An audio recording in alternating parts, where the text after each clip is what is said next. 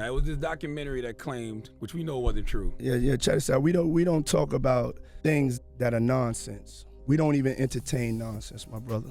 So we're not even going to go there, with all due respect, but I appreciate you as a journalist asking. Thank you. Because listen, 7 years ago, I'd have been like, yo, did you hire somebody to kill Pac? But no, you do it like a journalist. Yeah, no, I mean, we wouldn't even get into nonsense like that. You know what I'm saying? It's nonsense. Which we never believed, by the way. Yeah, thank you. I respect our law enforcement here, but I somehow don't believe that they would be investigating Diddy for a crime that allegedly occurred in the 90s in a different city, in a different state. Well, and let's also be clear, let's play the other side. You also have a guy who's on trial for going to be on trial for the murder of Tupac Shakur, putting the blame on a very high-profile rapper. Take it for what it is. So, Sean Diddy Combs is back in the hot seat again thanks to some serious allegations about his supposed involvement in Tupac Shakur's murder. Yep, you heard that right.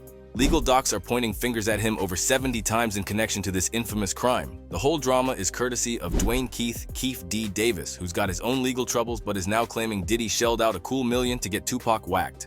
This juicy tidbit comes from court docs unveiled by the U.S. Sun. The big question mark? Whether Diddy's actually going to face formal charges or even get subpoenaed for this murder that went down in Vegas back on September 7, 1996. All eyes are on the Clark County District Attorney's Office, waiting to see if they'll take the bait and bring some justice to Tupac's name.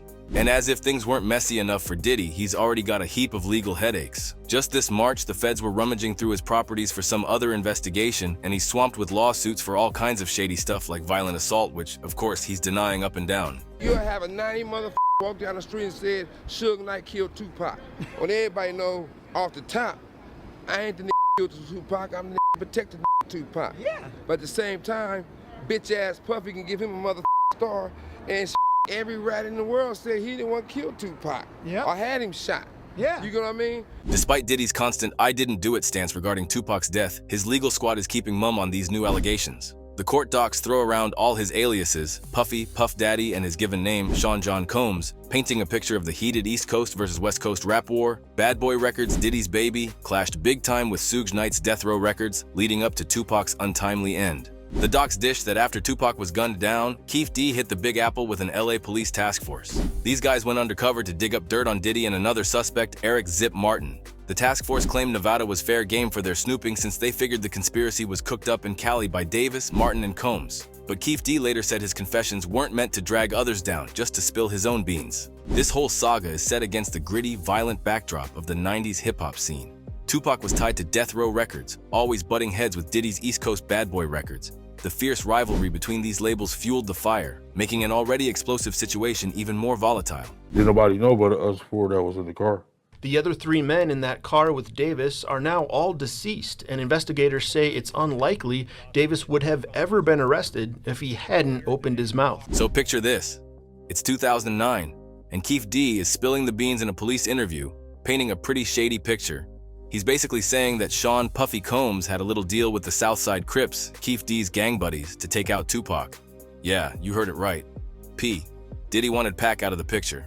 Keefe D didn't beat around the bush. He straight up said Combs wanted to erase the threat Tupac and his crew posed. Fast forward to the night of the infamous hit right after a Mike Tyson fight in Vegas. Keefe D's nephew, Orlando Baby Lane Anderson, was allegedly right in the thick of it, pulling the trigger. This juicy tidbit connects the dots to the long-whispered rumors about Anderson's hand in Tupac's demise. Now, these bombshell revelations are like gasoline on a fire, reigniting the whole saga and reminding us just how cutthroat the music biz was in the 90s. If these allegations stick, Combs could be facing more than just legal headaches. We're talking a major dent in his legacy and a shakeup of hip-hop history as we know it.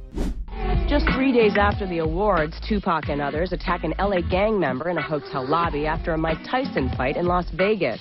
Believed to be in response to an earlier assault against someone affiliated with Death Row, the attack will land Death Row head Suge Knight in jail, and according to some police reports, lead to Tupac being shot less than 3 hours later. Even though this drama is still unfolding in the legal arena, it's got everyone talking. The court's next moves, including any hearings and possible trials, are highly anticipated. They might just unravel more of the twisted web of beefs and alliances that defined an era of hip-hop. In a jaw-dropping 2008 confession, Davis laid it all out, claiming Diddy offered him a cool $1 million to off Tupac. The cash supposedly went to Eric Zip Martin instead. This bombshell adds a wild new chapter to the Tupac saga. Despite going full informant and trying to nab more dirt on Martin and others, Davis's info didn't quite hit the mark. Martin, of course, played dumb, denying any shady dealings. The court circus surrounding Davis is drawing eyes from all corners. Even after coughing up $750,000 for bail, a judge nixed his release over sketchy bond money origins. Davis's day in court is set for November 4th, 2024, and you can bet more dirty laundry is gonna air out. Stay tuned, folks. This hip-hop soap opera is far from over. On the night Tupac was eliminated after a Mike Tyson fight in Vegas, he was with Suge Knight, the boss of Death Row Records, sitting at a red light. A white Cadillac drove up, gunshots rang out, and Tupac was shot several times. Despite being rushed to the hospital, he died a week later. Witnesses clammed up and the case went cold, but Nevada's no statute of limitations rule for homicide cases kept the investigation technically open.